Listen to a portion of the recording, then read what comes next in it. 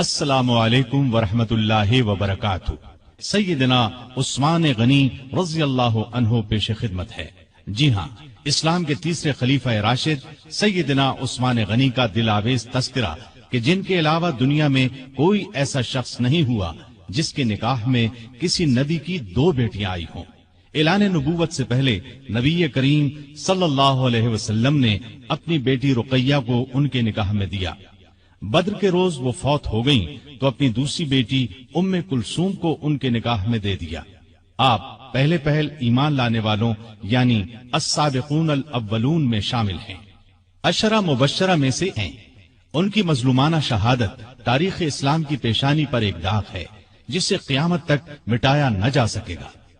نبی کریم صلی اللہ علیہ وسلم نے ارشاد فرمایا، الہی میں عثمان سے راضی ہوں، تو بھی اس سے راضی ہو جا۔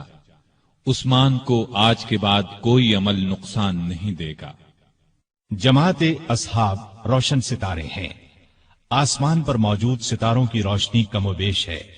یہی مثال صحابہ کرام رضی اللہ عنہم کی ہے، لیکن ہیں سبھی روشن۔ ان میں سب سے نمایاں، سب سے روشن اور سب سے تابناک بہرحال پہلے 4 صحابہ رضی اللہ عنہم ہی ہیں۔ یہی پہلے 4 اصحاب خلفائے راشدین ہیں۔ عشرہ مبشرہ میں بھی سب سے پہلے انہی کا نام ہے۔ اسلام کا دامن شہادتوں سے مالا مال ہے۔ اعلان نبوت کے بعد سے آج تک مسلمان اسلام کے لیے قربانیاں دیتے آئے ہیں۔ خود نبی پاک صلی اللہ علیہ وسلم کے دور میں بہت سے صحابہ شہادت سے سرفراز ہوئے۔ آج واقعہ کربلا کو شہادت کا سب سے بڑا واقعہ خیال کیا جاتا ہے۔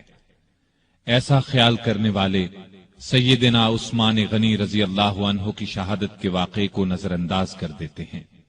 سیدنا عثمان غنی رضی اللہ عنہ کی شہادت حد درجے مظلومانہ شہادت ہے۔ 40 دن تک فسادیوں نے ان کے گھر کو گھیرے رکھا۔ یہ سانحہ اس شخص کے ساتھ پیش آیا جسے نبی صلی اللہ علیہ وسلم نے دنیا میں جنتی ہونے کی بشارت سے نوازا۔ یکے بعد دیگرے اپنی 2 بیٹیاں ان کے نکاح میں دیں۔ اس کے علاوہ بھی جن کے فضائل بے شمار ہیں، وہ مسلمانوں کے تیسرے خلیفہ راشد تھے۔ اسلام کے لیے ان کی قربانیوں کی ایک طویل فہرست ہے، لیکن افسوس جب ہم تاریخ کے اوراق الٹتے ہیں تو ان کے صفحات پر اس جیسی ہستی کا بھی خون پھیلا نظر آتا ہے۔ سیدنا عثمان غنی رضی اللہ عنہ ہجری سال شروع ہونے سے 47 سال پہلے 576 عیسوی میں شہر مکہ میں پیدا ہوئے۔ ان کی پیدائش سے 6 سال پہلے ہمارے رسول کریم صلی اللہ علیہ وسلم دنیا میں تشریف لا چکے تھے۔ ماں باپ نے نام عثمان رکھا، اسی نام سے مشہور ہوئے۔ ابو عبداللہ اور ابو عمرو کنیتیں تھیں، لیکن کنیتیں مشہور نہیں ہوئی۔ مشہور لقب ذوالنورین ہے، اس کا مطلب ہے 2 نوروں والا۔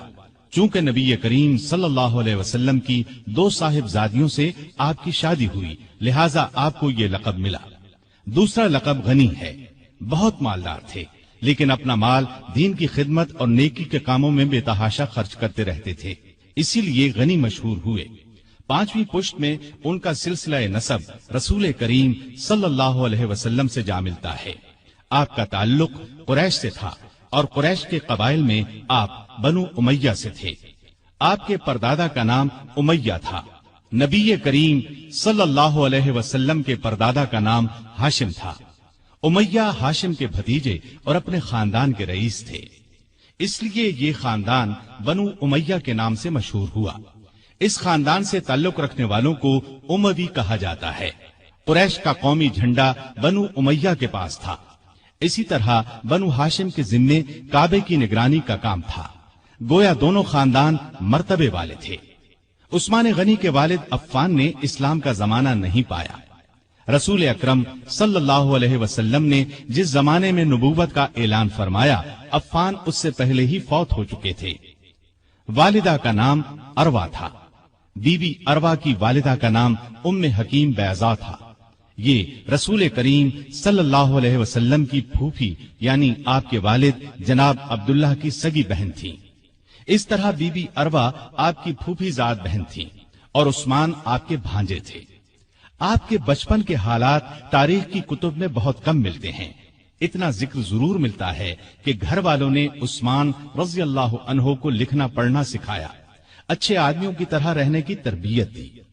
بڑے ہوئے تو غلے کی تجارت شروع کر دی۔ بہت ایماندار تاجر تھے، کاروبار خوب چمکا، بہت دولت مند ہو گئے، لیکن انہوں نے اپنی دولت کو فضول کاموں میں خرچ نہ کیا، نیکی کے کاموں میں خرچ کرنے لگے۔ اس زمانے میں شراب پینے کا رواج تھا، بہت کم لوگ اس بری عادت سے بچے ہوئے تھے، لیکن عثمان نے کبھی شراب کو ہاتھ تک نہ لگایا۔ یہی وجہ تھی کہ قریش کے لوگ ان کی بہت عزت کرتے تھے۔ عثمان غنی رضی اللہ عنہ 34 سال کے تھے کہ رسول پاک صلی اللہ علیہ وسلم نے اپنے نبی ہونے کا اعلان فرمایا۔ ابو بکر رضی اللہ عنہ نے ان کے سامنے بھی اسلام کی خوبیاں بیان کی اور ان کے درمیان دوستی بھی تھی، چنانچہ اسلام کی خوبیاں سن کر ان پر فوری اثر ہوا۔ نبی صلی اللہ علیہ وسلم کی خدمت میں حاضر ہونے اور اسلام قبول کرنے پر آمادہ ہو گئے۔ ایسے میں آپ صلی اللہ علیہ وسلم خود وہاں تشریف لے آئے اور آتے ہی فرمایا، اے عثمان، اللہ کی جنت قبول کر، مجھے اللہ نے تیری اور تمام خلقت کی ہدایت کے لیے بھیجا ہے۔ یہ سنتے ہی سیدنا عثمان غنی نے فوراً کلمہ پڑھ لیا، اپنا ہاتھ رسول اللہ صلی اللہ علیہ وسلم کے ہاتھ میں دے دیا۔ یہ نبوت کا پہلا سال تھا۔ اس وقت تک صرف گنتی کے چند نیک لوگوں ہی نے اسلام قبول کیا تھا۔ ان نیک لوگوں میں عثمان غنی رضی اللہ عنہ کی خالہ سودا رضی اللہ عنہا بھی تھیں۔ عثمان اسلام لانے سے پہلے ایک دن ان کے ہاں گئے تو انہوں نے کہا، بھانجے، بے شک محمد صلی اللہ علیہ وسلم اللہ کے سچے رسول ہیں، ان پر قرآن نازل ہوا ہے اور وہ اللہ کی طرف بلاتے ہیں، ان کا دین قبول کرنے میں ہی بہتری ہے۔ خالہ کی باتوں کا بھی عثمان پر بہت اثر ہوا۔ اس کے بعد ابو بکر سے ان کی ملاقات ہوئی تو انہوں نے خالہ کی باتوں کا ذکر کیا۔ اس پر سیدنا ابو بکر صدیق رضی اللہ عنہ نے فوراً فرمایا، اللہ کی قسم، جو کچھ تمہاری خالہ نے کہا ہے وہ بالکل سچ ہے۔ پھر انہوں نے خود بھی اسلام کی خوبیوں کا ذکر کیا۔ عثمان غنی رضی اللہ عنہ کا دل بالکل موم ہو گیا۔ پھر جو ہی نبی صلی اللہ علیہ وسلم وہاں تشریف لائے، عثمان غنی رضی اللہ عنہ نے کلمہ پڑھ لیا۔ جناب ذوالنورین میں اس قدر خوبیاں تھیں کہ ان کے اسلام قبول کرنے کے کچھ ہی عرصے بعد رسول کریم صلی اللہ علیہ وسلم نے اپنی منجلی بیٹی رقیہ رضی اللہ عنہا کی شادی ان سے کر دی۔ اس طرح عثمان رضی اللہ عنہ رسول کریم صلی اللہ علیہ وسلم کے داماد بنے۔ نبوت کے اعلان کو جب 4 سال گزر گئے تو نبی صلی اللہ علیہ وسلم نے لوگوں کو اعلانیہ اسلام کی طرف بلانا شروع کیا۔ اس پر مکے کے مشرک آپ صلی اللہ علیہ وسلم کے اور مسلمانوں کے دشمن ہو گئے، مسلمانوں پر ظلم کے پہاڑ توڑنے لگے۔ عثمان غنی کے کافر چچا حکم بن ابی العاص کو ان کے اسلام لانے کے بارے میں معلوم ہوا تو آگ بگولا ہو گیا۔ عثمان غنی کو رسیوں سے جکڑ کر مارنے پیٹنے لگا اور ان سے کہتا کہ یہ نیا مذہب چھوڑ دو۔ سیدنا عثمان غنی رضی اللہ عنہ یہ مار پیٹ صبر اور حوصلے سے برداشت کرتے رہے، جواب میں یہی فرماتے، جو چاہو کر لو، اسلام کو تو اب نہیں چھوڑوں گا۔ آخر حکم تھک گیا، انہیں ان کے حال پر چھوڑ دیا۔ دوسرے کافر بھی آپ کو ستاتے رہے۔ جب کافروں کا ظلم حد سے بڑھا تو نبوت کے 5ویں سال نبی صلی اللہ علیہ وسلم نے مسلمانوں سے فرمایا، تم لوگ یہاں سے نکل کر حبشہ چلے جاؤ، وہاں کا بادشاہ اچھا آدمی ہے، کسی پر ظلم نہیں ہونے دیتا، جب تک اللہ تعالی تمہاری اس مصیبت کو دور نہیں کر دیتا اس وقت تک تم لوگ وہیں ٹھہرو۔ چنانچہ صحابہ کرام رضوان اللہ تعالی علیہم اجمعین کے پہلے گروہ نے حبشہ کی جانب ہجرت کی۔ اس گروہ میں 12 مرد اور 4 عورتیں تھیں۔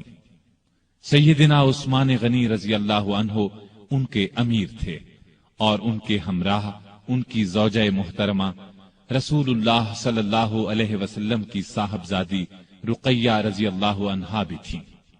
حبشہ عرب کے جنوب مغرب کی طرف سمندر پار افریقہ کے بر اعظم میں واقع ہے۔ سمندر کا نام بحیرہ قلزم ہے۔ آج کل یہ ملک ایتھوپیا کہلاتا ہے۔ اس زمانے میں حبشہ کے بادشاہ کو نجاشی کہا جاتا تھا۔ اس وقت جو بادشاہ حبشہ پر حکومت کرتا تھا وہ مذہب کے اعتبار سے عیسائی تھا، لیکن بہت نیک دل تھا اور انصاف پسند تھا۔ دوسرے مذہب کے لوگوں پر خود ظلم کرتا، نہ کسی اور کو ان پر ظلم کرنے دیتا تھا۔ سیدنا عثمان غنی رضی اللہ عنہ کی ہجرت کے بارے میں نبی صلی اللہ علیہ وسلم نے یہ الفاظ ارشاد فرمائے: ابراہیم اور لوط علیہ السلام کے بعد عثمان غنی رضی اللہ عنہ پہلے شخص ہیں جنہوں نے اپنے گھر والوں کے ساتھ ہجرت کی۔ ہجرت کے معانی ہیں جدائی یا اپنا وطن اور گھر بار چھوڑ کر کسی دوسرے ملک یا شہر میں جا بسنا۔ اسلام میں ہجرت کا مطلب ہے اپنا وطن اور گھر بار چھوڑ کر کسی دوسرے ملک یا شہر میں اس لیے جانا کہ اپنے دین کو بچایا جا سکے اور کسی ڈر یا رکاوٹ کے بغیر اللہ کی بندگی کی جا سکے۔ دین کی خاطر اپنا پیارا وطن اور گھر بار چھوڑنا بہت بڑی قربانی ہے، اس کا بہت زیادہ ثواب ہے۔ ان مسلمانوں کو ابھی حبشہ گئے 3 ماہ ہی گزرے تھے کہ ان تک یہ خبر پہنچی کہ مکے کے سبھی کافر مسلمان ہو گئے ہیں۔ یہ خبر سن کر انہیں بہت خوشی ہوئی۔ سب مکے کی طرف واپس پلٹے۔ عثمان غنی اور ان کی زوجہ محترمہ رقیہ بھی ساتھ تھیں۔ مکے کے پاس پہنچنے پر انہیں معلوم ہوا کہ وہ خبر غلط تھی۔ اب انہوں نے واپس حبشہ جانا مناسب نہ سمجھا۔ مکے کے سرداروں میں سے کسی نہ کسی کی پناہ حاصل کر کے مکے میں داخل ہو گئے۔ مکے میں وہی حال تھا۔ مسلمانوں پر خوب ظلم و ستم کے پہاڑ توڑے جا رہے تھے۔ جب ان کی سختیاں حد سے بڑھ گئیں تو اگلے سال رسول کریم صلی اللہ علیہ وسلم نے پھر ہدایت فرمائی کہ مسلمان حبشہ کی طرف ہجرت کر جائیں۔ اس مرتبہ 102 مسلمان مرد اور عورتیں حبشہ کی طرف روانہ ہوئے۔ ان میں سیدنا عثمان غنی اور سیدہ رقیہ بھی تھے۔ یہ ان کی حبشہ کی طرف دوسری ہجرت تھی۔ حبشہ پہنچ کر یہ لوگ امن اور چین کی زندگی بسر کرنے لگے۔ قریش نے اپنے آدمی حبشہ بھیج کر کوشش کی کہ نجاشی ان لوگوں کو ان کے حوالے کر دے، لیکن اس نے ایسا کرنے سے انکار کر دیا۔ اس طرح یہ لوگ کئی سال وہاں رہے۔ نبی کریم صلی اللہ علیہ وسلم کے مدینے کی طرف ہجرت کرنے سے کچھ عرصہ قبل یہ پھر مکے پہنچے۔ نبوت کے 13ویں سال رسول پاک صلی اللہ علیہ وسلم نے مسلمانوں کو ہدایت کی کہ وہ ہجرت کر کے یثرب چلے جائیں۔ یثرب مکے کے شمال میں قریباً 421 کلومیٹر دور ایک بہت پرانا شہر تھا۔ وہاں کے رہنے والے بہت سے لوگ مسلمان ہو چکے تھے۔ انہوں نے نبی کریم صلی اللہ علیہ وسلم کو یثرب آنے کی دعوت دی اور یہ عزم ظاہر کیا کہ وہ مرتے دم تک آپ کی حفاظت اور مدد کریں گے۔ ان نیک لوگوں کو اسی لیے انصار یعنی مددگار کہا جاتا ہے۔ آپ نے ان کی دعوت قبول فرمائی، لیکن خود یثرب کی طرف روانہ ہونے سے پہلے آپ نے اپنے پیارے ساتھیوں کو مدینے کی طرف ہجرت کرنے کی دعوت دی۔ اس طرح آپ کی اجازت سے مسلمانوں نے ہجرت شروع کی اور سوائے چند ایک مسلمانوں کے سب مدینے پہنچ گئے۔ عثمان اور رقیہ نے بھی اس زمانے میں مدینے کی طرف ہجرت کی۔ اس تیسری ہجرت میں ان کے ساتھ ان کے بیٹے عبداللہ بھی تھے۔ یہ حبشہ میں پیدا ہوئے تھے۔ یثرب پہنچ کر اوس بن ثابت انصاری کے مہمان بنے۔ پھر نبی کریم صلی اللہ علیہ وسلم جناب ابو بکر صدیق رضی اللہ عنہ کے ساتھ ہجرت کر کے وہاں پہنچے اور یثرب کو مدینۃ النبی کہا جانے لگا، یعنی نبی کا شہر۔ اس کے بعد صرف مدینہ نام رہ گیا۔ مدینے میں مسلمانوں کو پانی کی سخت تکلیف تھی۔ سارے شہر میں صاف اور میٹھے پانی کا صرف ایک کنواں تھا۔ اس کا نام بئر روما تھا۔ کنویں کا مالک ایک یہودی تھا۔ وہ پیسے لیے بغیر اس کنویں سے پانی نہیں لینے دیتا تھا۔ عثمان نے یہ کنواں مسلمانوں کے لیے خریدنا چاہا۔ یہودی فروخت کرنے پر آمادہ نہ ہوا۔ बड़ी मुश्किल से 12,000 दिरहम में कुएं का आधा हिस्सा बेचने पर रजामंद हुआ।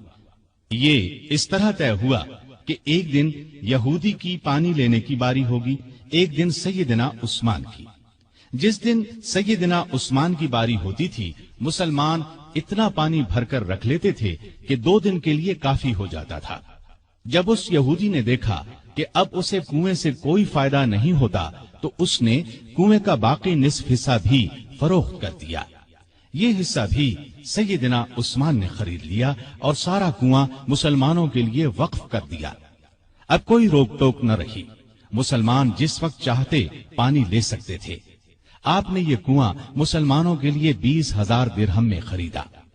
भाईचारा कराते वक्त नबी करीम सल्लल्लाहु अलैहि वसल्लम ने औस बिन साबित अंसारी को आपका भाई बनाया। हिजरत के बाद आप इन्हीं के हां उतरे थे। ऊंचे रुतबे के सहाबी थे। उहुद की लड़ाई में शहादत पाई। इब्तिदा में मस्जिद नबवी बहुत छोटी सी थी। मुसलमानों की तादाद में इजाफा हुआ तो नबी करीम सल्लल्लाहु अलैहि वसल्लम ने इरादा फरमाया 7 वाली जमीन मस्जिद के लिए खरीद ली जाए। आपने ऐलान फरमाया कि कोई है जो इस जमीन को खरीद कर मस्जिद में शामिल कर दे और बदले में जन्नत ले ले। इस पर सैयदना उस्मान फौरन आगे बढ़े, 10,000 दिरहम में जमीन खरीद कर मस्जिद के लिए पेश कर दी। हिजरत के दूसरे साल रमजान में बद्र की लड़ाई पेश आई। उस वक्त नबी सल्लल्लाहु अलैहि वसल्लम की प्यारी बेटी और उस्मान की ज़ौजा मुहतरमा सैयदा रुक़ैया रज़ी अल्लाहु अन्हा सख्त बीमार थीं। आप सल्लल्लाहु अलैहि वसल्लम ने उनकी देखभाल के लिए उस्मान रज़ी अल्लाहु अन्हु को मदीने में छोड़ा और उनसे फरमाया, तुम्हें उस शख्स के बराबर सवाब मिलेगा जो लड़ाई में शरीक होगा। तुम यहां रहकर रुक़ैया की तीमारदारी करो। आप सल्लल्लाहु अलैहि वसल्लम ने अपने एक और करीबी सहाबी उसामा बिन ज़ैद रज़ी अल्लाहु अन्हु को भी मदीने में छोड़ा ताकि वो तीमारदारी के सिलसिले में उस्मान रज़ी अल्लाहु अन्हु की मदद करें। जिस रोज बद्र का मारका हुआ और मुसलमानों को फतह नसीब हुई, उसी रोज मदीने में सैयदा रुक़ैया रज़ी अल्लाहु अन्हा का इंतकाल हुआ। सैयदना उस्मान गनी रज़ी अल्लाहु अन्हु को सैयदा रुक़ैया रज़ी अल्लाहु अन्हा की वफात से बहुत सदमा पहुंचा। नबी करीम सल्लल्लाहु अलैहि वसल्लम बद्र से वापस तशरीफ लाए। बेटी के इंतकाल की इत्तिला मिली। बहुत सदमा महसूस हुआ। आंखों से आंसू जारी हो गए। रुक़ैया रज़ी अल्लाहु अन्हा की कब्र पर तशरीफ ले गए। उस्मान गनी रज़ी अल्लाहु अन्हु को तसल्ली दी। माले गनीमत में से एक मुजाहिद के बराबर उन्हें हिस्सा दिया और फरमाया, तुम्हारा सवाब भी किसी दूसरे से कम नहीं है। सैयदा रुक़ैया रज़ी अल्लाहु अन्हा की वफात के बाद सैयदना उस्मान गनी रज़ी अल्लाहु अन्हु बहुत गमगीन रहने लगे। कहा करते थे, अफसोस, रसूलुल्लाह सल्लल्लाहु अलैहि वसल्लम से मेरा रिश्ता टूट गया। आप सल्लल्लाहु अलैहि वसल्लम ने उनकी ये हालत देखी तो अपनी दूसरी बेटी सैयदा उम्मे कुलसूम रज़ी अल्लाहु अन्हा का निकाह उनसे कर दिया। ये निकाह हिजरत के तीसरे साल रबीउल अव्वल के महीने में हुआ। इसके 2 महीने बाद उम्मे कुलसूम रज़ी अल्लाहु अन्हा की रुखसती हुई। हिजरत के तीसरे साल शव्वाल के महीने में ग़ज़वा उहुद पेश आया। इस लड़ाई में सैयदना उस्मान गनी रज़ी अल्लाहु अन्हु ने शिरकत की। दूसरे मुसलमानों की तरह बहादुरी से लड़े। दर्रे पर मुकर्रर 50 सवार जब इस दर्रे से हट गए और काफिरों ने उस तरफ से अचानक हमला किया तो मुसलमानों के पांव उखड़ गए। उस वक्त आप सल्लल्लाहु अलैहि वसल्लम की शहादत की खबर फैली तो हजरत उस्मान गनी रज़ी अल्लाहु अन्हु सदमे से निढाल होकर अपनी जगह खड़े के खड़े रह गए। फिर जब मुसलमानों ने नबी करीम सल्लल्लाहु अलैहि वसल्लम को देख लिया तब सब लोग आप सल्लल्लाहु अलैहि वसल्लम की तरफ दौड़े। सैयदना उस्मान गनी रज़ी अल्लाहु अन्हु भी उनमें शामिल थे। ग़ज़वा खंदक में भी आप रज़ी अल्लाहु अन्हु ने भरपूर हिस्सा लिया। फिर खंदक की हिफाजत के लिए जिन सहाबा को मामूर किया गया उनमें सैयदना उस्मान गनी रज़ी अल्लाहु अन्हु भी शामिल थे। मुसलमानों को काबे से बहुत मोहब्बत थी। जब से हिजरत करके आए थे काबे की ज़ियारत नहीं कर सके थे। ہجرت کے چھٹے سال ذیقعد کے مہینے میں رسول اللہ صلی اللہ علیہ وسلم 1400 صحابہ کو ساتھ لے کر مکے کی طرف روانہ ہوئے۔ ان میں سیدنا عثمان بھی شامل تھے۔ آپ کا ارادہ عمرہ کرنے کا تھا۔ مکے میں قریش کو خبر ہوئی کہ مسلمان مکے کی طرف آ رہے ہیں تو انہوں نے اعلان کر دیا کہ ہم مسلمانوں کو مکے میں داخل نہیں ہونے دیں گے۔ ان کے بہت سے نوجوان مسلمانوں کا راستہ روکنے کے لیے نکل پڑے۔ رسول اللہ صلی اللہ علیہ وسلم کو یہ اطلاع ملی تو آپ نے راستہ بدل لیا اور مکے سے چند میل دور حدیبیہ کے مقام پر پہنچ گئے اور یہیں پڑاؤ ڈال دیا۔ حدیبیہ سے آپ نے قریش کو پیغام بھیجا کہ ہم لڑنے نہیں آئے بلکہ صرف کعبے کی زیارت کے لیے آئے ہیں۔ عمرہ کے بعد ہم واپس مدینے چلے جائیں گے۔ قریش نے اس پیغام کے جواب میں طائف کے ایک رئیس عروہ بن مسعود کو بات چیت کے لیے بھیجا۔ اس وقت وہ مسلمان نہیں ہوئے تھے۔ نبی کریم صلی اللہ علیہ وسلم نے عروہ بن مسعود سے بھی یہی کہا کہ ہم لڑنے کی نیت سے نہیں آئے، صرف عمرہ کریں گے۔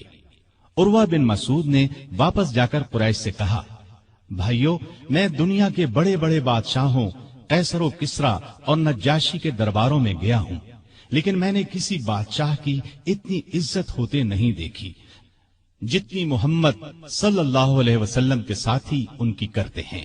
اللہ کی قسم، جب آپ تھوکتے ہیں تو آپ کے ساتھی اپنے ہاتھ آگے کر دیتے ہیں۔ تھوک ان میں سے کسی کی ہتھیلی پر پڑتا ہے، وہ اس کو اپنے چہرے اور بدن پر مل لیتا ہے۔ جب وہ کوئی حکم دیتے ہیں تو سب اس کی تعمیل کے لیے دوڑ پڑتے ہیں۔ جب آپ وضو کرتے ہیں تو اس وضو کے پانی کے حصول کے لیے یوں محسوس ہوتا ہے جیسے لڑ پڑیں گے۔ آپ کے ہاں جب کوئی بات کرتے ہیں تو بالکل آہستہ اور پست آواز میں۔ آپ کی عظمت کے پیش نظر آپ کی طرف نظر اٹھا کر نہیں دیکھتے۔ میرے خیال میں تو بہتر یہی ہے کہ تم مسلمانوں سے صلح کر لو۔ قریش نے ان کی بات نہ مانی۔ نبی کریم صلی اللہ علیہ وسلم نے پھر ان کے پاس ایک قاصد کو بھیجا۔ قریش نے ان کے ساتھ بدسلوکی کی۔ اب آپ نے عثمان غنی کو بھیجا اور قریش کو پیغام دیا کہ ہم جنگ کے لیے نہیں آئے بلکہ کعبے کی زیارت کے لیے قربانی کے جانور ساتھ لے کر آئے ہیں۔ طواف اور قربانی کر کے ہم واپس چلے جائیں گے۔ سیدنا عثمان سے ان کے قریبی تعلقات تھے۔ اس پر انہوں نے کہا، آپ عمرہ کر لیں، ہم دوسرے مسلمانوں کو مکے میں داخل نہیں ہونے دیں گے۔ سیدنا عثمان نے جواب دیا، میں رسول اللہ صلی اللہ علیہ وسلم اور دوسرے مسلمانوں کے بغیر عمرہ نہیں کروں گا۔ اس پر کافروں نے انہیں مکے میں روک لیا۔ ادھر یہ خبر پھیل گئی کہ عثمان رضی اللہ عنہ کو شہید کر دیا گیا ہے۔ سیدنا عثمان رضی اللہ عنہ کے واپس نہ آنے کی وجہ سے مسلمانوں کو بھی اس خبر پر یقین ہو گیا۔ انہیں شدید صدمہ ہوا، غصہ بھی بہت آیا۔ وہ سب کافروں سے بدلہ لینے کے لیے بے چین ہو گئے۔ حالت اس وقت یہ تھی کہ مسلمان صرف 1400 تھے، لڑائی کا سامان پاس نہیں تھا، ان کے پاس صرف تلواریں تھیں۔ دوسری طرف دشمن پوری تیاری کے ساتھ ان پر حملہ کر سکتا تھا۔ وہ ہزاروں تھے اور اپنے گھر میں تھے، لیکن نبی کریم صلی اللہ علیہ وسلم کا بھروسہ تو اپنے رب پر تھا۔ آپ نے ببول کے ایک درخت کے نیچے اپنے تمام صحابہ سے بیعت لی کہ عثمان کا بدلہ لینے کے لیے لڑیں گے، مرتے دم تک پیچھے نہیں ہٹیں گے۔ سیدنا عثمان کی طرف سے آپ نے خود اپنے ایک ہاتھ پر دوسرا ہاتھ رکھ کر بیعت کی۔ مطلب یہ کہ آپ نے اپنے دوسرے ہاتھ کو سیدنا عثمان کا ہاتھ قرار دیا اور فرمایا، اور یہ عثمان کا ہاتھ ہے۔ اس بیعت کو بیعت رضوان کہا جاتا ہے، اس لیے کہ اس میں شریک ہونے والوں سے اللہ تعالیٰ نے اپنے راضی ہونے کا اعلان فرمایا۔ یہ اعلان قرآن کریم کی سورہ فتح میں ہے۔ اللہ تعالیٰ نے فرمایا، لقد رضي الله عن المؤمنين إذ يبايعونك تحت الشجرة۔ اللہ مومنوں سے خوش ہو گیا جب وہ درخت کے نیچے تم سے بیعت کر رہے تھے۔ گویا جن لوگوں نے اس وقت یہ بیعت کی، اللہ ان سے خوش ہو گیا۔ اس سے بڑی خوش بختی اور کیا ہو سکتی ہے کہ اللہ خوش ہو جائے۔ اس لیے سیدنا عثمان غنی رضی اللہ عنہ کی شہادت کی خبر کے باوجود رسول اللہ صلی اللہ علیہ وسلم نے اپنے ایک ہاتھ کو سیدنا عثمان غنی رضی اللہ عنہ کا ہاتھ قرار دے کر اس بیعت میں انہیں بھی شامل کر لیا تھا، تاکہ شہادت کے بہت بڑے مرتبے کے ساتھ ساتھ وہ ان لوگوں میں بھی شامل ہو جائیں جن سے اللہ راضی ہو گیا۔ بیعت کے بعد مسلمان لڑائی کی تیاری کر رہے تھے کہ عثمان غنی رضی اللہ عنہ وہاں پہنچ گئے۔ انہیں زندہ سلامت دیکھ کر مسلمان بہت خوش ہوئے۔ ادھر مسلمانوں کے جوش اور جذبے کی کیفیت دیکھ کر کافر مسلمانوں سے صلح پر آمادہ ہو گئے۔ انہوں نے چند شرائط پر مسلمانوں سے صلح کر لی۔ ایک معاہدہ لکھا گیا، اس میں یہ تمام شرائط درج کی گئیں۔ اس معاہدے کا نام صلح حدیبیہ مشہور ہوا اور یہ بیعت رضوان کے نام سے مشہور ہوئی۔ معاہدے کی ایک شرط یہ بھی تھی کہ اس سال مسلمان عمرہ کیے بغیر چلے جائیں۔ اگلے سال ذی-قعدہ کے مہینے میں قریش 3 دن کے لیے مکے سے نکل جائیں گے، مسلمان ان دنوں میں عمرہ کر لیں۔ چنانچہ آپ صلی اللہ علیہ وسلم تمام صحابہ کے ساتھ واپس چلے گئے۔ بیعت رضوان کے بعد عثمان غنی رضی اللہ عنہ خیبر کی لڑائی میں شریک ہوئے۔ یہ لڑائی ہجرت کے 7ویں سال محرم کے مہینے میں پیش آئی۔ فتح کے بعد رسول اللہ صلی اللہ علیہ وسلم نے سیدنا عثمان غنی رضی اللہ عنہ کو خیبر میں زمین کا ایک حصہ عنایت فرمایا۔ ہجرت کے 8ویں سال نبی کریم صلی اللہ علیہ وسلم 10,000 صحابہ کے ساتھ مکے کی طرف روانہ ہوئے۔ ان میں سیدنا عثمان غنی بھی شامل تھے۔ مکے کی فتح کے بعد حنین کی لڑائی میں بھی عثمان غنی رضی اللہ عنہ نے شرکت کی۔ اس کے بعد تبوک کی لڑائی کا واقعہ پیش آیا۔ روم کا بادشاہ مدینے پر حملہ کرنا چاہتا تھا۔ نبی کریم صلی اللہ علیہ وسلم نے آگے بڑھ کر اس کا مقابلہ کرنے کا ارادہ فرمایا۔ آپ صلی اللہ علیہ وسلم نے ارد گرد سے بھی مدد کے لیے مسلمانوں کو بلا لیا۔ اس طرح ایک بڑا لشکر جمع ہو گیا۔ اتنے بڑے لشکر کے لیے خوراک، ساز و سامان، ہتھیاروں اور سواریوں کا انتظام ایک مسئلہ تھا۔ اس لیے نبی کریم صلی اللہ علیہ وسلم نے مسلمانوں سے دل کھول کر چندہ دینے کا اعلان کیا اور فرمایا کہ ایسا کرنے والوں کے لیے جنت ہے۔ مسلمانوں نے اس موقع پر ایک دوسرے سے بڑھ چڑھ کر حصہ لیا۔ سیدنا ابو بکر رضی اللہ عنہ گھر کا سارا سامان لے آئے۔ سیدنا عمر فاروق رضی اللہ عنہ گھر کا نصف سامان لے آئے۔ عبد الرحمن بن عوف رضی اللہ عنہ نے 40,000 درہم دیے۔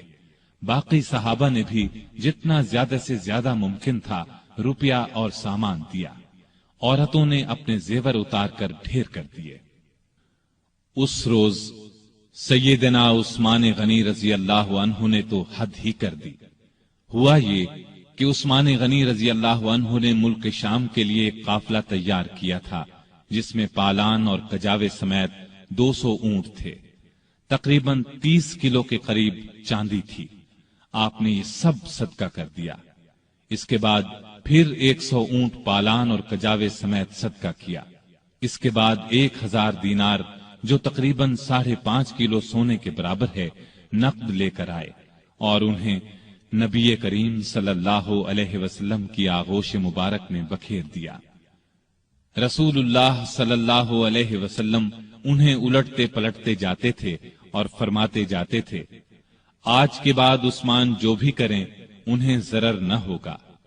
اس کے بعد سیدنا عثمان غنی رضی اللہ عنہ نے پھر صدقہ کیا اور صدقہ کیا، یہاں تک کہ ان کے صدقے کی مقدار نقدی کے علاوہ 900 اونٹ اور 100 گھوڑوں تک جا پہنچی۔ غزوہ تبوک کے سفر کے موقع پر بھی عثمان رضی اللہ عنہ ساتھ تھے۔ واپسی پر ام کلثوم رضی اللہ عنہا چند دن بیمار رہ کر وفات پا گئیں۔ نبی صلی اللہ علیہ وسلم اور عثمان رضی اللہ عنہ کو شدید صدمہ پہنچا۔ ہجرت کا 24واں سال شروع ہونے سے 3 دن پہلے دوسرے خلیفہ سیدنا عمر فاروق رضی اللہ عنہ فجر کی نماز پڑھا رہے تھے کہ ایرانی غلام ابو لؤلؤ فیروز نے ان پر خنجر سے وار کیے۔ اس پر وہ سخت زخمی ہو گئے۔ جب انہیں بچنے کی کوئی امید نہ رہی تو 6 صحابہ کے نام تجویز کیے اور فرمایا کہ ان میں سے کسی ایک کو خلیفہ چن لینا۔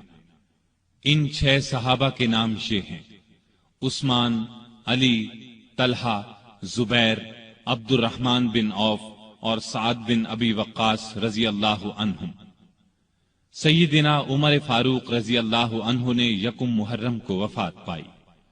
اس کے بعد 2 دن تک خلافت پر بات ہوتی رہی۔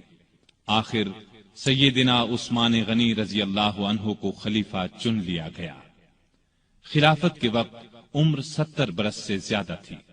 اپنی شہادت تک تقریباً 12 سال خلیفہ رہے۔ اس عرصے میں کئی نئے ملک اور علاقے فتح ہوئے۔ اسلامی حکومت کا رقبہ لاکھوں مربع میل بڑھ گیا۔ ایک شاندار بحری بیڑا تیار ہوا۔ ان کے زمانے میں آذربائیجان سیدنا خالد بن ولید رضی اللہ عنہ کے ہاتھ پر دوبارہ فتح ہوا۔ اسی طرح آرمینیا فتح ہوا۔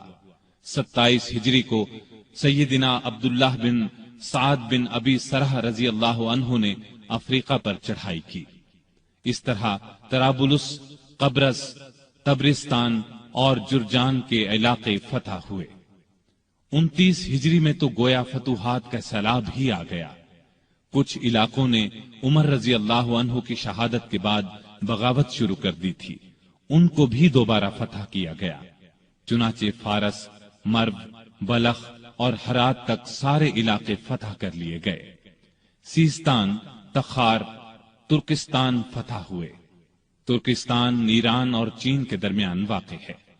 طالقان، فاریاب اور جزجان کو سخت لڑائیوں کے بعد فتح کیا گیا۔ بہت سے علاقے اسلام کے پرچم تلے آ گئے، یہاں تک کہ اسلامی حکومت کی سرحد چین کی سرحد سے جا ملی۔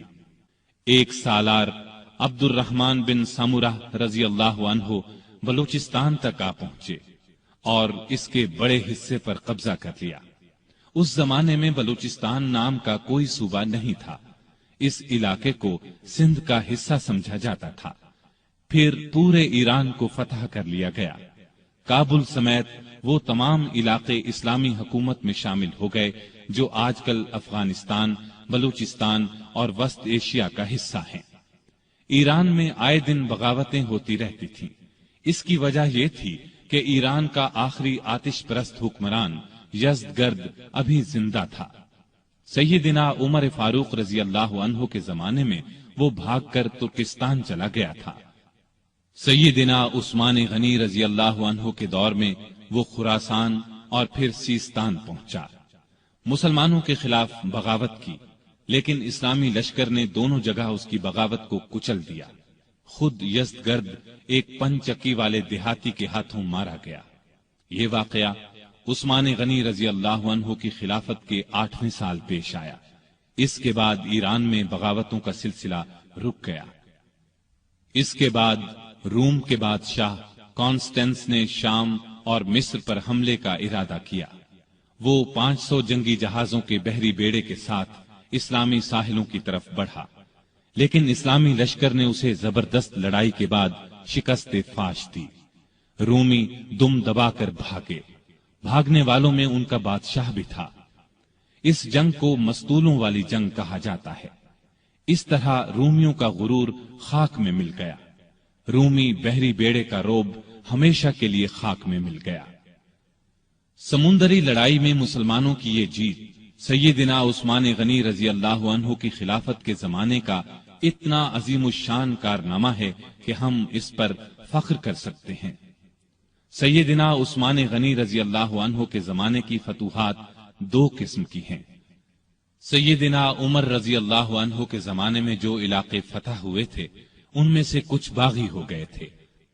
سیدنا عثمان غنی رضی اللہ عنہ کے دور خلافت میں ان علاقوں کو پھر سے فتح کیا گیا۔ اس طرح ان علاقوں پر دوبارہ اسلام کا جھنڈا لہرانے لگا۔ ان میں آذربائیجان، آرمینیا، ہمدان، رے، خراسان اور اسکندریہ وغیرہ کی بغاوتوں کا کچلا جانا شامل ہے۔ دوسری قسم کی فتوحات وہ ہیں جو مسلمانوں نے نئے علاقے فتح کیے۔ ان میں افریقہ یعنی طرابلس، مراکش، الجزائر، تیونس کے علاقے، نیز ان کے علاوہ قبرص، طبرستان، جرجان، افغانستان، ترکستان اور قفقاز وغیرہ فتح ہوئے۔ قفقاز کو کوہ قاف بھی کہا جاتا ہے۔ ایران کے بہت سے علاقے عمر رضی اللہ عنہ کے دور میں فتح ہو چکے تھے، کچھ باقی تھے، مثلا طوس، بیحق، نیشاپور، بلخ وغیرہ۔ یہ سب سیدنا عثمان غنی رضی اللہ عنہ کے زمانے میں فتح ہوئے۔ بحری بیڑے کی فتح کے بعد مسلمان بحیرہ روم پر چھا گئے، دنیا کی ایک زبردست بحری طاقت بن گئے۔ شام کے والی سیدنا امیر معاویہ نے سیدنا عثمان کی توجہ اس طرف دلائی کہ ہمیں ہر وقت رومیوں کی طرف سے بحری حملے کا خطرہ رہتا ہے، ان کے مقابلے کے لیے ہمارے پاس بھی بحری بیڑا ہونا چاہیے۔ اس پر انہوں نے بحری بیڑا تیار کرنے کا حکم دیا۔ سیدنا امیر معاویہ نے مصر کے والی عبداللہ بن سعد کے ساتھ مل کر ایک عظیم الشان بحری بیڑا تیار کیا، جس میں کئی سو جنگی جہاز تھے۔ جہاز بنانے کا پہلا کارخانہ مصر میں قائم ہوا۔ بحری بیڑے کے ساتھ بحری فوج بھی قائم کی گئی۔ اس بیڑے کا نصف حصہ شام اور نصف مصر کے ساحل پر رہتا تھا۔ جلد ہی مسلمانوں کی بحری طاقت اس قدر بڑھ گئی کہ انہوں نے قبرص کے جزیرے کو فتح کر لیا۔ پھر مستولوں والی لڑائی میں رومی بحری بیڑے کو شکست دی۔ یہ شکست اس قدر زبردست تھی کہ پھر مدت دراز تک رومیوں کو اسلامی ملکوں پر حملہ کرنے کی جرت نہ ہوئی۔ سیدنا عثمان نے اپنے زمانے میں رفاع عامہ یعنی عام لوگوں کی بھلائی کے بے شمار کام کیے۔ ان میں سے کچھ یہ ہیں: نجد کے راستے پر ایک شاندار سرائے بنوائی، اس کے ساتھ ایک چھوٹا سا بازار بسایا، میٹھے پانی کا ایک کنواں کھدوایا۔ خیبر کی طرف سے کبھی کبھار سیلاب آتا تھا، مدینے سے کچھ فاصلے پر ایک بند تعمیر کرا دیا تاکہ سیلاب کا رخ مدینے کی طرف نہ ہو۔ نہریں کھدوا کر بھی اس کا رخ موڑا گیا۔ اس بند کو بند محظور کہا جاتا ہے۔ کوفے میں مسلمانوں کے لیے ایک عظیم الشان مہمان خانہ بنوایا۔ پورے ملک میں اونٹوں اور گھوڑوں کی پرورش کا بہت اچھا انتظام کیا۔ ان کے لیے جگہ جگہ چراگاہیں بنوائی، ان کے قریب چشمے بنوائے۔ بعض چراگاہیں اتنی بڑی تھیں کہ ان میں کئی کئی ہزار اونٹ اور گھوڑے پرورش پاتے تھے۔ ان چراگاہوں کی نگرانی کرنے والوں کے لیے ان کے ساتھ مکان بنوائے۔ مدینے کی طرف آنے والے تمام راستوں کو اچھے طریقے سے بنوایا تاکہ مسافروں کو کوئی تکلیف نہ ہو۔ ان پر جگہ جگہ چوکیاں اور سرائیں بنوائیں، چشموں کے پانی کا انتظام کیا، سڑکیں بنوائیں، ندی نالوں اور دریاؤں پر پل بنوائے، مختلف شہروں میں مساجد تعمیر کروائیں۔ آپ کے زمانے میں مدینے میں ایک بڑا بیت المال تھا۔ اس کے علاوہ ہر صوبے میں ایک بیت المال ہوتا تھا۔ یہ گویا سرکاری خزانے تھے۔ ان سے حقداروں کو حق دیا جاتا، محتاجوں کی مدد کی جاتی۔ بے شمار نئے علاقے فتح ہونے کی وجہ سے ملک کی آمدنی بہت بڑھ گئی تھی۔ چنانچہ جن لوگوں کو بیت المال سے وظیفے ملتے تھے ان میں 100 درہم کا اضافہ کر دیا گیا۔ رمضان میں امہات المومنین یعنی امت کی ماؤں کو 2 درہم روزانہ، جبکہ دوسرے لوگوں کو 1 درہم بیت المال سے دیا جاتا تھا۔ اس کے علاوہ انہیں کھانا بھی دیا جاتا۔ مقدمات کا فیصلہ کرنے کے لیے جگہ جگہ قاضی مقرر تھے۔ قاضی عالم لوگوں کو مقرر کیا جاتا تھا، انہیں معقول تنخواہیں دی جاتی۔ قاضی حاکم کے ماتحت نہیں ہوتے تھے۔ اس طرح وہ ہر مقدمے کا فیصلہ قرآن اور حدیث کے مطابق کرتے تھے۔ ان پر کسی کا کوئی دباؤ نہیں ہوتا تھا۔ بڑے بڑے شہروں میں مفتی بھی تھے۔ قاضی حضرات کو کسی مسئلے میں کوئی مشکل پیش آتی تو وہ مفتیوں سے فتویٰ طلب کرتے، ان کے فتووں کے مطابق فیصلہ کرتے۔ حکومت کے کاموں میں سیدنا عثمان بڑے بڑے بزرگ صحابہ سے مشورے لیتے تھے۔ آپ ساری زندگی اپنے مال سے دین کی خدمت کرتے رہے۔ ایک خدمت یہ تھی کہ تمام مسلمانوں کو قرآن پاک کی ایک قرات پر جمع کر دیا، حرم شریف میں توسیع کروائی، ارد گرد کے مکانات خرید کر یہ کام کروایا۔ آپ نے خانہ کعبہ پر پہلی بار نہایت قیمتی غلاف چڑھایا۔ اس سے پہلے معمولی غلاف ہوتا تھا۔ مسجدوں میں خوشبوؤں کی دھونی آپ کے زمانے سے شروع ہوئی، صفوں کو سیدھا رکھنے کے لیے آدمی مقرر کیے۔ سیدنا عثمان غنی رضی اللہ عنہ اسلام کی تبلیغ اور اشاعت کا بہت خیال رکھتے تھے، دوسرے مذاہب کے لوگوں سے بہت اچھا سلوک کرتے تھے۔ مختصر یہ کہ آپ کے دور میں بہت شاندار کام ہوئے، اسلام نے بہت ترقی کی، لیکن افسوس آپ کی خلافت کے آخری چند سال بہت مشکلات میں گزرے۔ اس کی وجہ وہ فتنے تھے جو اندر ہی اندر پک رہے تھے، سلگ رہے تھے۔ فتنوں کی یہ آگ پھر بھڑک اٹھی۔ سیدنا عثمان غنی رضی اللہ عنہ کے خلاف فتنے برپا کرنے والے وہ لوگ تھے جو اپنے آپ کو مسلمان کہتے تھے، لیکن اصل میں وہ مسلمان نہیں تھے۔ انہوں نے مسلمانوں کا روپ دھار لیا تھا، اور یہ روپ انہوں نے دھارا ہی اس لیے تھا کہ مسلمانوں کی جڑوں کو کھوکھلا کریں، ان کے خلاف سازشیں کریں، فتنے جگائیں، انہیں آپس میں لڑا دیں تاکہ مسلمان کمزور سے کمزور ہوتے چلے جائیں۔ سیدنا عثمان غنی رضی اللہ عنہ کے خلاف سازشوں کا بازار جن لوگوں نے گرم کیا، ان کا سردار عبداللہ بن سبا تھا۔ یہ یہودی نسل کا ایک مکار آدمی تھا، اس نے پرہیزگاری کا لباس اوڑھ رکھا تھا، لوگ اس کی باتوں میں آتے چلے گئے، بے شمار لوگوں کو اس نے اپنا ہم خیال بنا لیا۔ اس نے سیدنا عثمان غنی رضی اللہ عنہ اور ان کے گورنروں کے خلاف لوگوں کو بھڑکانا شروع کر دیا۔ وہ ان کے ہر کام میں نقص نکالنے لگا، ان پر بے جا الزامات لگانے لگا۔ بہت سے کمزور ایمان والے لوگ اس کے گرد جمع ہو گئے، ان میں ایسے لوگ بھی تھے جو نئے نئے مسلمان ہوئے تھے، ان میں ابھی پختگی نہیں آئی تھی۔ کوفہ، بصرہ اور مصر میں اس نے سازشوں کا جال بچھا دیا۔ یہ جال اس قدر مہارت سے بچھایا گیا کہ بعض نیک دل لوگ بھی شک میں پڑ گئے کہ کہیں واقعی تو ایسا نہیں ہے۔ ایسے لوگوں میں بھی بے چینی پھیل گئی، پھر بے چینی کی یہ لہر مدینے کے لوگوں تک جا پہنچی۔ عبداللہ بن سبا اور اس کے حامیوں نے فتنے اور سازش کی یہ آگ الزامات کے ذریعے لگائی۔ اس نے الزام لگایا کہ عثمان غنی رضی اللہ عنہ نے اپنے رشتہ داروں کو خوش کرنے کے لیے انہیں بڑے بڑے عہدوں پر مقرر کر رکھا ہے۔ انہوں نے بیت المال سے بڑی بڑی رقمیں ایسے لوگوں کو دیں جو ان کے حقدار نہیں تھے، بلکہ زیادہ تر ان کے رشتہ دار تھے۔ طرابلس کی جنگ سے جو مال غنیمت حاصل ہوا، اس کا 5واں حصہ بیت المال کا حق تھا، لیکن انہوں نے مصر کے گورنر عبداللہ بن سعد کو دے دیا۔ جب سیدنا عثمان غنی رضی اللہ عنہ تک یہ باتیں پہنچیں تو انہوں نے بھرے مجمع میں ان الزامات کے یہ جوابات دیے۔ میں نے ان لوگوں کو خوش کرنے کے لیے نہیں، بلکہ لائق، بہادر اور بھروسے کے قابل سمجھ کر اونچے عہدوں پر مقرر کیا ہے۔ میں اپنے خاندان والوں سے واقعی محبت کرتا ہوں، لیکن ان کی خاطر ظالم نہیں بن سکتا۔ میں ان کے صرف وہی حق ادا کرتا ہوں جو واجب ہیں، ان کو دل کھول کر دیتا ہوں تو بیت المال سے نہیں، اپنے ذاتی مال میں سے دیتا ہوں۔ مسلمانوں کا مال میں اپنے لیے حلال سمجھتا ہوں اور نہ کسی دوسرے کے لیے۔ طرابلس کی لڑائی میں عبداللہ بن سعد اسلامی فوج کے سپاہ سالار تھے۔ میں نے ان سے وعدہ کیا تھا کہ اگر آپ لڑائی میں کامیاب ہوئے تو غنیمت کے مال کا 5واں حصہ آپ کو دیا جائے گا۔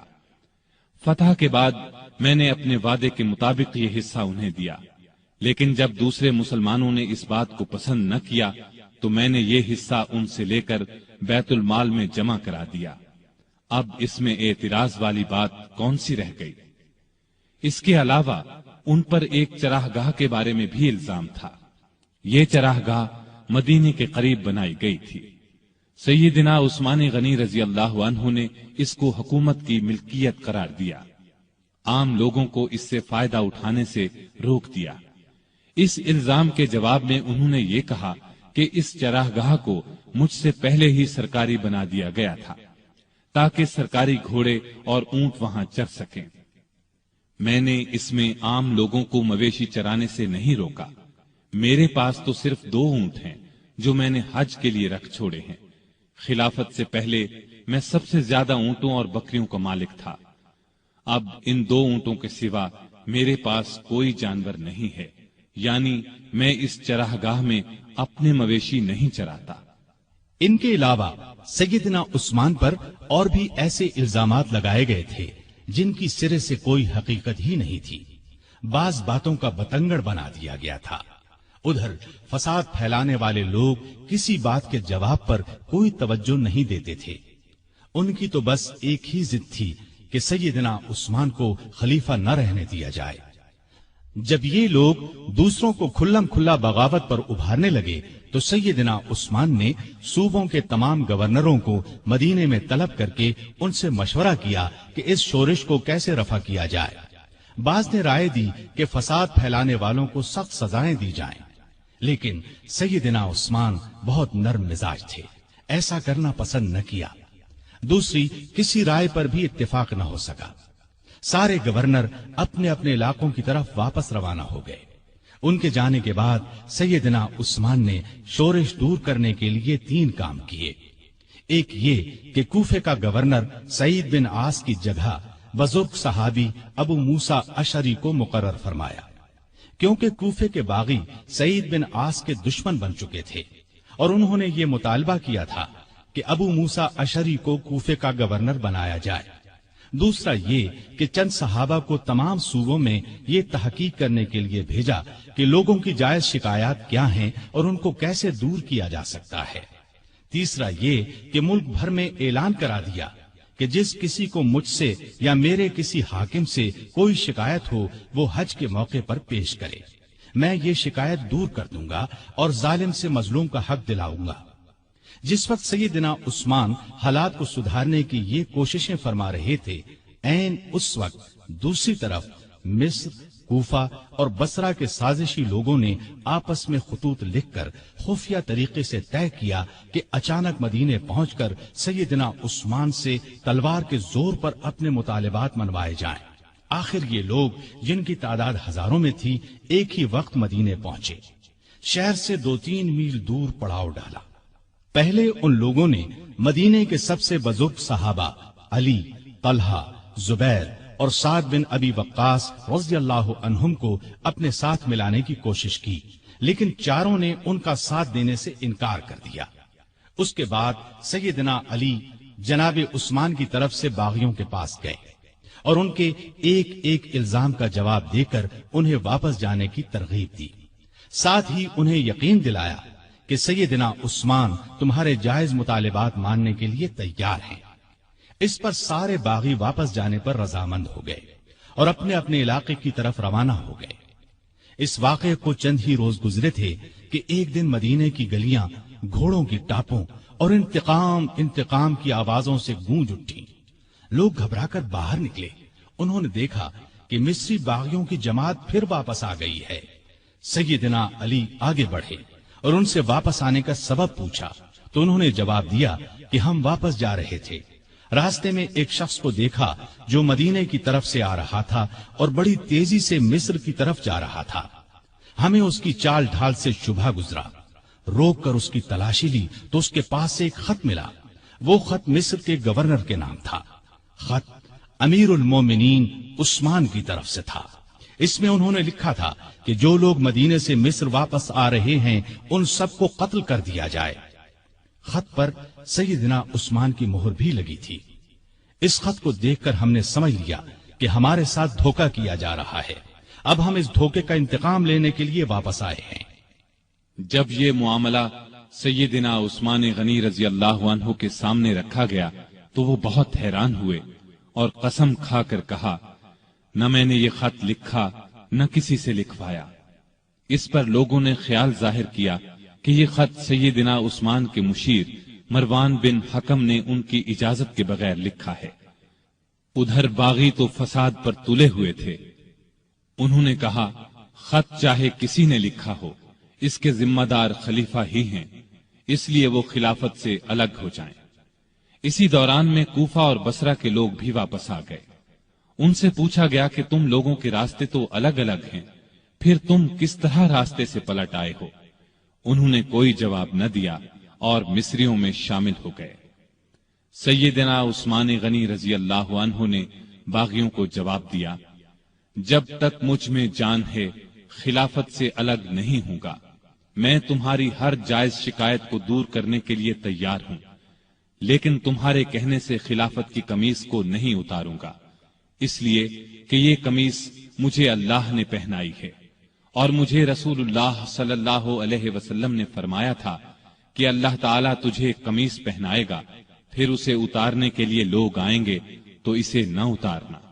میں نہ تو تلوار کے زور پر خلیفہ بنا تھا اور نہ کوئی تلوار کے زور پر مجھے خلافت سے الگ کر سکتا ہے۔ میں رسول صلی اللہ علیہ وسلم کی وصیت کے مطابق آخری دم تک صبر کروں گا۔ ان کا یہ جواب سن کر سارے باغی آگے بڑھے اور امیر المؤمنین سیدنا عثمان غنی کے گھر کو گھیرے میں لے لیا۔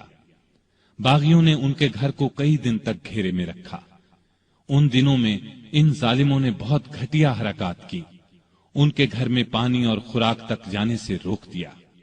ایک روز ام المؤمنین سیدہ ام حبیبہ رضی اللہ عنہا نے کھانے پینے کی کچھ چیزیں لے کر سیدنا عثمان غنی تک جانے کی کوشش کی، لیکن ظالم باغیوں نے ان کی بے ادبی کی اور آگے نہ جانے دیا۔ ایک روز سیدنا علی رضی اللہ عنہ نے اپنے چند آدمیوں کے ذریعے پانی کی 3 مشکیں بھجوائیں۔ ان آدمیوں کو باغیوں نے روکا، لیکن وہ لڑ بھیڑ کر اور کئی زخم کھا کر پانی کی مشکیں اندر لے جانے میں کامیاب ہو گئے۔ 1-2 بار پڑوس کے گھروں سے بھی خوراک اور پانی کی مدد پہنچی، لیکن یہ اتنی کم ہوتی تھی کہ بڑی مشکل سے 1-2 دن گزرتے تھے۔ مدینے میں جتنے بھی بزرگ اور جلیل القدر صحابہ موجود تھے، ان سب نے باغیوں کو بہت سمجھایا، لیکن باغیوں نے ان کا بھی لحاظ نہ کیا، کوئی بات نہ مانی۔ خود امیر المؤمنین سیدنا عثمان غنی رضی اللہ عنہ نے کئی مرتبہ باغیوں کو سمجھانے کی کوشش کی، مکان کی چھت پر جا کر کئی مرتبہ ان کے سامنے بہت با اثر تقاریر کی، انہیں یاد دلایا کہ رسول اللہ صلی اللہ علیہ وسلم جب مدینے تشریف لائے تھے تو مسجد نبوی کے لیے جگہ تنگ تھی۔ آپ نے اعلان فرمایا تھا کہ جو شخص مسجد کے لیے زمین خریدے گا اسے جنت میں جگہ ملے گی۔ میں نے ہی یہ جگہ خرید کر مسجد میں شامل کی تھی، لیکن آج تم مجھے اس مسجد میں نماز پڑھنے سے روکتے ہو۔ ہجرت کے بعد سارے مدینے میں بس ایک ہی کنواں تھا۔ رسول اللہ صلی اللہ علیہ وسلم نے اعلان فرمایا تھا کہ جو شخص اس کنویں کو خرید کر مسلمانوں کے لیے پانی عام کرے گا اس کے لیے جنت ہے۔ کیا تمہیں علم نہیں ہے کہ میں نے ہی یہ کنواں خرید کر مسلمانوں کے حوالے کیا تھا، لیکن آج تم نے مجھ پر اس کا پانی بند کر دیا ہے۔ رسول اللہ صلی اللہ علیہ وسلم کے ساتھ میرا کیا تعلق تھا، کیا تم یہ بھی نہیں جانتے؟ ان کی یہ تمام باتیں بھی پتھر دل باغیوں کو ہلا نہ سکی۔ ان ظالموں نے امیر المؤمنین کے مکان کو آنے والے تمام راستوں پر پہرے بٹھا دیے تاکہ مدینے کے لوگ ان کی مدد کو نہ پہنچ سکیں۔ پھر بھی 700 بہادر مسلمان ہتھیار لگا کر کسی نہ کسی طرح سیدنا عثمان غنی رضی اللہ عنہ کے پاس پہنچ گئے اور امیر المؤمنین سے کہا، اگر آپ اجازت دیں تو ہم ان باغیوں سے لڑیں۔ اس پر عثمان غنی رضی اللہ عنہ نے فرمایا، میں تم لوگوں کو اللہ کا واسطہ دیتا ہوں کہ کوئی شخص میرے لیے اپنا خون نہ بہائے۔ اس پر چند نوجوانوں کے سوا نہ چاہتے ہوئے بھی باقی لوگ واپس چلے گئے۔ سیدنا عثمان غنی رضی اللہ عنہ نے یہ بھی پسند نہ فرمایا کہ رسول اللہ صلی اللہ علیہ وسلم کے شہر کو چھوڑ کر کسی دوسرے شہر چلے جائیں۔ وہ تمام مصیبتیں صبر اور شکر سے برداشت کرتے رہے، لیکن گوارا نہ کیا کہ لوگ ان کی خاطر ایک دوسرے کا خون بہائیں۔ ادھر مدینے میں یہ ہو رہا تھا، ادھر مکے میں حج ہو رہا تھا۔ اکثر لوگ حج کے لیے گئے ہوئے تھے۔ باغی بھی یہ سوچ رہے تھے کہ حج کے بعد لوگ مدینے کا رخ کریں گے اور موقع ہاتھ سے نکل جائے گا، چنانچہ وہ سیدنا عثمان کے قتل کا مشورہ کرنے لگے۔ سیدنا عثمان کو ان کے ارادے کی خبر ہوئی تو انہوں نے مکان کی چھت پر کھڑے ہو کر باغیوں کے سامنے یہ تقریر کی، لوگو، آخر تم مجھے کس جرم میں قتل کرنا چاہتے ہو؟ اسلام 3 صورتوں کے علاوہ کسی مسلمان کے قتل کرنے کی اجازت نہیں دیتا، یا تو وہ اسلام لانے کے بعد اس سے پھر جائے، یا شادی کے بعد بدکاری کرے، یا کسی کو جان بوجھ کر قتل کرے۔ اللہ کی قسم میں نے ان تینوں میں سے کوئی گناہ نہیں کیا، پھر تم میرے خون کے پیاسے کیوں ہو؟ باغیوں پر اس تقریر کا بھی کوئی اثر نہ ہوا۔ انہوں نے 18 ذوالحج 35 ہجری کو امیر المومنین کے مکان پر حملہ کر دیا۔ گھر کے بڑے دروازے پر حسن بن علی، عبداللہ بن زبیر، محمد بن طلحہ رضی اللہ عنہم اور کچھ دوسرے نوجوان پہرا دے رہے تھے۔ انہوں نے باغیوں کا زبردست مقابلہ کیا اور زخم کھا کر بھی انہیں اندر داخل نہ ہونے دیا۔ اب 4 باغی ساتھ کے ایک مکان کے ذریعے دیوار پھاند کر اندر داخل ہو گئے۔ اس وقت سیدنا عثمان روزے سے تھے اور قرآن پاک کی تلاوت کر رہے تھے۔ ظالموں نے لوہے کی ایک سلاخ، نیزے اور تلوار سے ان پر وار کیے۔ ان کی زوجہ محترمہ سیدہ نائلہ انہیں بچانے کے لیے آگے بڑھیں تو تلوار کے وار سے ظالموں نے ان کی انگلیاں کاٹ دیں۔ اس طرح ظالموں نے 82 سالہ نہتے امیر المومنین سیدنا عثمان رضی اللہ عنہ کو شہید کر دیا۔ انا للہ و انا الیہ راجعون۔ انہیں شہید کر دیا جنہوں نے اپنے آپ کو بچانے کے لیے ان کا خون بہانا پسند نہیں فرمایا تھا، ورنہ وہ فوج بلا کر ان سب کو قتل کروا سکتے تھے۔ ان کا خون قرآن کے ان الفاظ پر گرا، فَسَيَكْفِيكَهُمُ اللَّهُ۔ وہ جمعے کے دن کا تیسرا پہر تھا۔ ان کی شہادت کی خبر سن کر لوگ سناٹے میں آ گئے۔ ان کے گمان میں بھی نہیں تھا کہ بات یہاں تک پہنچ جائے گی۔ جنازہ رات کے وقت لے جایا گیا، ڈر تھا کہ باغی ناش کی بے حرمتی نہ کریں۔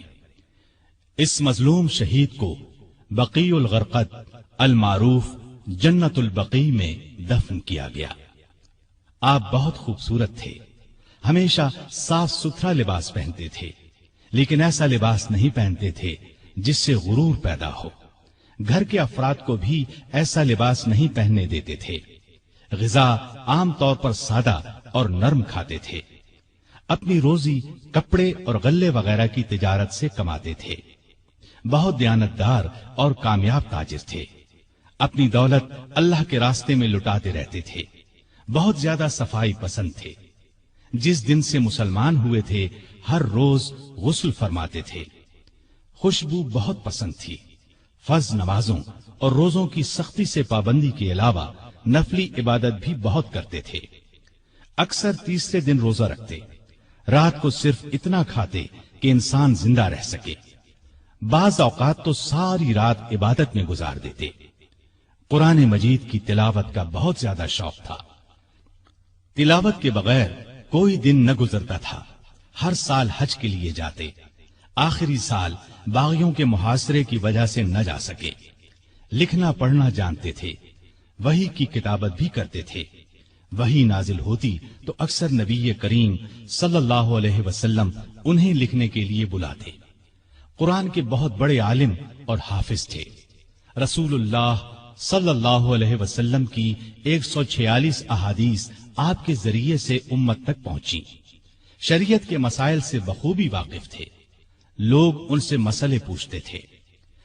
نبی کریم صلی اللہ علیہ وسلم کی دوسری بیٹی سیدہ ام کلثوم کی وفات کے بعد آپ نے کچھ اور نکاح بھی کیے۔ 9 یا 7 بیٹیاں اور 8 بیٹے ہوئے۔ 2 بیٹے بچپن ہی میں فوت ہو گئے۔ ان کے ایک بیٹے ابان نے شہرت پائی، بنو امیہ کی حکومت میں اونچے عہدوں پر کام کیا۔ حیا سیدنا عثمان میں بہت زیادہ تھی، حتیٰ کہ فرشتے بھی ان سے حیا کرتے تھے۔ اللہ کا خوف بہت تھا، موت، قبر اور قیامت کا ہر وقت خیال رہتا۔ آپ کی سخاوت انتہا کو پہنچی ہوئی تھی۔ کوئی دن ایسا نہیں گزرتا تھا جس میں وہ خیرات نہ کرتے ہوں۔ وہ اللہ تعالی کے اس ارشاد کی مکمل تصویر تھے۔ جو لوگ ضرورت مندوں کے لیے دل کو تنگ کیے بغیر اپنا مال خرچ کرتے ہیں وہی کامیاب ہیں۔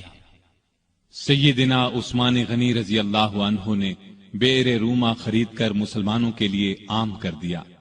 مسجد نبوی کی توسیع کے لیے زمین خریدی۔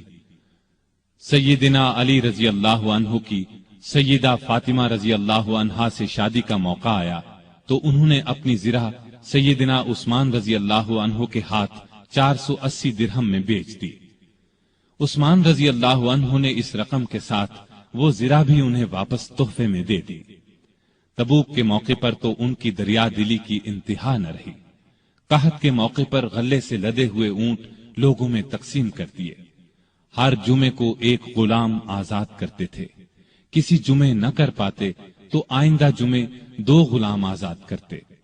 اپنی خلافت کے زمانے میں بیت المال سے اپنی ذات کے لیے 1 درہم بھی نہ لیا، اگرچہ وہ کم از کم 5000 درہم ہر سال لینے کے حقدار تھے۔ 12 سالہ خلافت میں 60,000 درہم گویا انہوں نے مسلمانوں کے لیے چھوڑ دیے۔ آپ رضی اللہ عنہ میں سادگی انتہا کو پہنچی ہوئی تھی۔ اپنے کام اپنے ہاتھوں سے کرتے تھے۔ ایک مرتبہ ایک غلام نے سیدنا عثمان غنی رضی اللہ عنہ کو دعوت دی۔ اس کی دعوت خوشی سے قبول کر لی۔ نہایت صابر تھے، تمام مصیبتیں نہایت صبر سے برداشت کی، اپنے حامیوں کو مخالفین پر تلوار نہ اٹھانے دی۔ نبی اکرم صلی اللہ علیہ وسلم سے آپ کو بے انتہا محبت تھی۔ ایک مرتبہ نبی کریم صلی اللہ علیہ وسلم کے گھر میں 4 دن کا فاقہ تھا۔ سیدنا عثمان غنی رضی اللہ عنہ کو پتہ چلا تو فوراً بہت سا آٹا، کھجوریں، 1 بکرا اور 300 درہم لے کر حضور صلی اللہ علیہ وسلم کے گھر پہنچے۔ اس وقت آپ صلی اللہ علیہ وسلم گھر میں نہیں تھے۔ انہوں نے یہ چیزیں بی بی عائشہ رضی اللہ عنہا کے حوالے کی۔ تھوڑی دیر بعد کچھ روٹیاں اور بھنا ہوا گوشت بھی دے آئے۔ نبی صلی اللہ علیہ وسلم گھر تشریف لائے تو سیدہ عائشہ صدیقہ رضی اللہ عنہا نے آپ صلی اللہ علیہ وسلم کو بتایا کہ عثمان یہ سامان دے گئے ہیں۔ آپ صلی اللہ علیہ وسلم یہ سن کر گھر نہیں ٹھہرے، فوراً مسجد میں تشریف لے گئے اور ہاتھ اٹھا کر دعا مانگی، اے اللہ، میں عثمان سے راضی ہو گیا ہوں، تو بھی عثمان سے راضی ہو جا۔ یہ الفاظ نبی کریم صلی اللہ علیہ وسلم نے 3 بار دہرائے۔ جس ہاتھ سے سیدنا عثمان غنی رضی اللہ عنہ نے نبی کریم صلی اللہ علیہ وسلم سے بیعت کی تھی، اس ہاتھ سے ساری زندگی گندی چیز کو نہیں چھوا۔ باغیوں کی شورش بڑھی تو امیر معاویہ رضی اللہ عنہ نے پیشکش کی کہ آپ میرے پاس شام آ جائیں، یہاں آپ ہر طرح سے محفوظ رہیں گے۔ اس پر فرمایا، چاہے میری گردن کٹ جائے، میں رسول اللہ صلی اللہ علیہ وسلم کے شہر کو نہیں چھوڑ سکتا۔ نبی کریم صلی اللہ علیہ وسلم کو بھی آپ سے اتنی ہی محبت تھی، اس لیے اپنی 2 بیٹیاں آپ کے نکاح میں دیں۔ سیدنا عثمان غنی رضی اللہ عنہ ان 10 صحابہ میں سے ایک ہیں جنہیں جنت کی خوشخبری نبی کریم صلی اللہ علیہ وسلم نے اس دنیا ہی میں دے دی تھی۔ رسول اللہ صلی اللہ علیہ وسلم کا یہ بھی فرمان ہے، عثمان رضی اللہ عنہ جنت میں میرے ساتھی ہیں۔ سیدنا عثمان غنی رضی اللہ عنہ کے چند قول یہ ہیں، اس نے اللہ کا حق نہیں جانا جس نے لوگوں کا حق نہیں جانا۔ حقیر سے حقیر پیشہ اختیار کرنا ہاتھ پھیلانے سے بہتر ہے۔ غریب کا 1 روپیہ خیرات کرنا دولت مند کے 1 لاکھ روپے خیرات کرنے سے بہتر ہے۔ اپنے رب کے سوا کسی سے امید نہ رکھو۔ گناہ کسی نہ کسی صورت دل کو بے قرار رکھتا ہے۔ سب سے برا آدمی وہ ہے جو لوگوں کی برائیاں بیان کرتا پھرے۔ اللہ تعالی سیدنا عثمان غنی رضی اللہ عنہ پر رحمتیں نازل فرمائے، آمین۔